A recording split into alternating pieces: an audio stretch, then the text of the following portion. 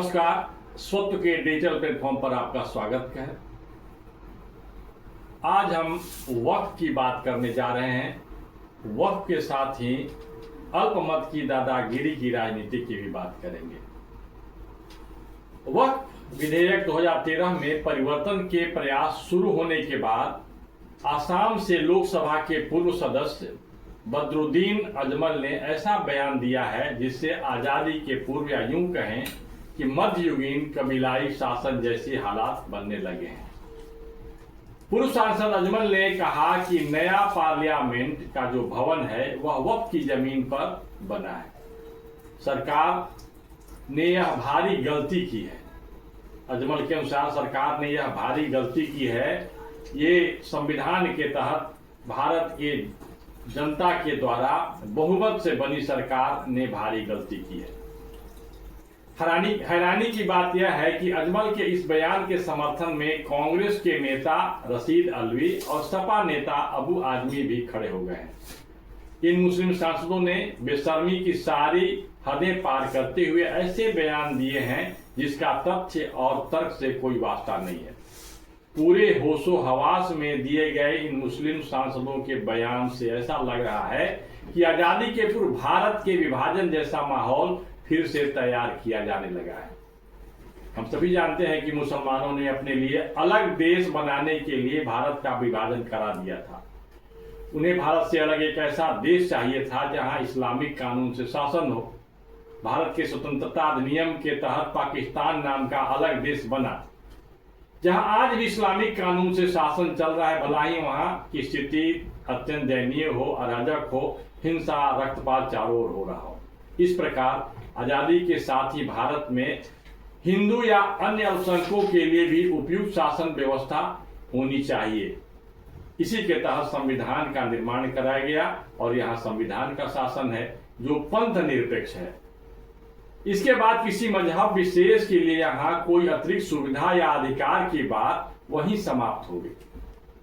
संविधान लागू होने के 3 माह बाद संसद में एक मुस्लिम सांसद ने जब अपनी जमात के लिए वेटेज की बात कही तब सरदार पटेल गुस्से से लाल हो गए थे।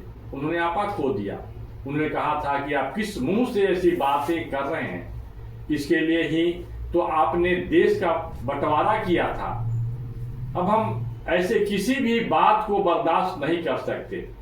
लेकिन सरदार पटेल के निधन के 4 वर्ष बाद 1950 में उनका निधन होता है। 1954 में तत्कालीन कांग्रेस की नेहरू सरकार ने वक्फ कानून बनाकर विभाजनकारी मानसिकता और शक्तियों को एक वैधानिक आधार तो दे ही दिया। वक्फ संशोधन विधेयक 2024 को लेकर संसद की संयुक्त समिति के समक्ष भारतीय पुरातत्व सर्वेक्षण यानी ASI ने जो तथ्य रखे हैं वह भारत में फिर से मध्ययुगीन व्यवस्था लाने के एक गुप्त एजेंडे की ओर संकेत करता है। ASI ने फतेहपुर सीकरी, ताजमहल और अटाला मस्जिद सहित देश के करीब 120 स्मारकों को लेकर वक्फ बोर्ड की ओर से की गई अनाधिकार कार्रवाई की चेष्टा की बात कही है। वक्फ बोर्ड ने तो वर्ष 2005 में ताजमहल को वक्फ संपत्ति घोषित कर दिया था, जिसे ASI ने सुप्रीम कोर्ट में चुनौती दी थी और सुप्रीम कोर्ट की कड़ी टिप्पणी इस पर आई है। कानून के जानकार कहते हैं कि भारत स्वतंत्रता अधिनियम के तहत आजाद हुआ। आजादी मिलने के साथ ही पूरी व्यवस्था बदल गई। ऐसे में किसी मजहबी शासक द्वारा जारी किया गया फरमान स्वतः रद्द हो जाता है। यदि कोई पुराने जमाने के किसी शासक की बात कर भारत गणतंत्र की जमीन पर किसी मजहब विशेष के अधिकार की बात करता है तो यह अराजक स्थिति पैदा करने जैसी बात हुई। बात तब तो भारत में स्वयं को विलय करने वाले राजवाड़ों के वंशज भी अपनी रियासत की मांग करने लगेंगे। इस्लाम पंथ के संस्थापक मोहम्मद के पूर्व मक्का मदीना में किसी का शासन तो होगा। हिंदुओं में मानता है कि पूरी पृथ्वी के राजा इक्ष्वाकु कुल के होते रहे हैं जो राम के पूर्वज थे। यदि राम के वंशज आज यह दावा करें कि मक्का और मदीना का असली मालिक हम हैं तो क्या होगा? 1947 में आजादी के 7 वर्ष बाद यानी 1954 में संसद ने वक्फ एक्ट पास किया। उस समय तुष्टीकरण की राजनीति उतनी स्पष्ट नहीं दिखती थी, लेकिन इस एक्ट पर संसद में प्रतिपक्ष के नेताओं के भाषण पर भी गौर करना चाहिए। वीजी देशपांडे और निर्मल चंद बनर्जी ने इस एक्ट का विरोध करते हुए कहा था कि हम विभाजन के दंश से अभी उबरे नहीं हैं, इससे सबक लेने की जगह हम दूसरी बड़ी गलती करने जा रहे हैं और इस एक्ट की कोई अभी आवश्यकता नहीं है, जिसका भयावह परिणाम देश को झेलना पड़ेगा। इसके बाद 1995 में नया वक्फ बोर्ड एक्ट लाया गया, तब जब मुस्लिम समूह को एक वोट बैंक के तौर पर देखा जाने लगा था और सत्तारूढ़ दल ने उस वोट बैंक को अपनी ओर आकर्षित करने के लिए ऐसा काम किया था।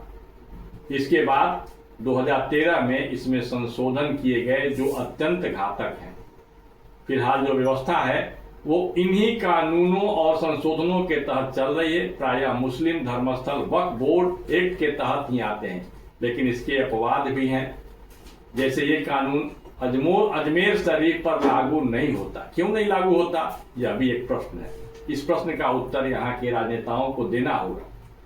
इस दरगाह के प्रबंधन के लिए दरगाह ख्वाजा साहिब एक्ट 1955 बना हुआ है, जो अभी तक चल रहा है। वक्फ बोर्ड एक्ट 1995 के सेक्शन 40 के मुताबिक अगर वक्फ बोर्ड को लगता है कि किसी संपत्ति पर वक्फ बोर्ड का हक है, तो वक्फ बोर्ड स्वतः संज्ञान लेते हुए उसके बारे में जानकारी इकट्ठी कर सकता है और वक्फ बोर्ड खुद संपत्ति की इंक्वायरी करता है और इस पर फैसला सुनाता है।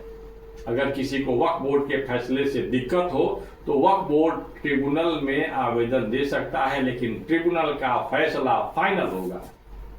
यह तो मध्ययुगीन जो शासन व्यवस्था थी उसकी याद दिलाने वाली बातें हैं।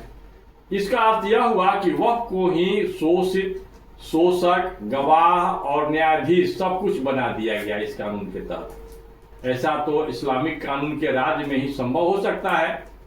तो वक्फ को लेकर अनाप शनाप बकने वाले ये सांसद या पूर्व सांसद भारत में लोकतंत्र की जगह कबीलाई व्यवस्था लाने के सपने तो नहीं देख रहे।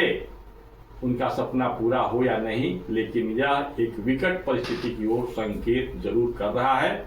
भारत के बुद्धिजीवियों, नेताओं को अपने मत, अपने जो पार्टी की सीमा है उसको दरकिनार करते हुए इस पर विचार करना होगा, क्योंकि इसके माध्यम से जो अराजक की स्थिति पैदा होगी वह लोकतंत्र के आदर्श के अनुकूल नहीं होगी। आज बस इतना ही।